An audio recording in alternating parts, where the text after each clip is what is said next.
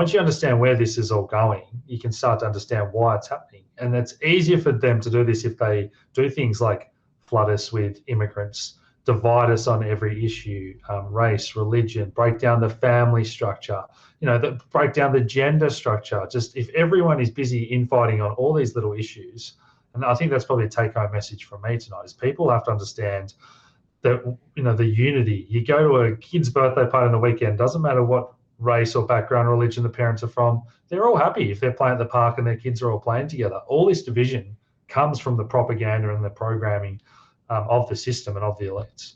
Yeah, and there's a thing called misdirection. It's used by magicians, right? So when they're actually performing a trick, they want you to look over there while they're doing something over here, right? And I actually believe that there is a lot of misdirection at the moment going on. So effectively, there's a lot of noise.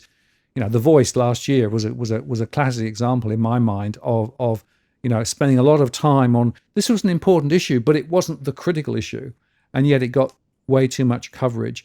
And so what we need to do is to understand what the landscape really is like, not actually just look at the tricks and look at the flashy bits, which the politicians want you to look at.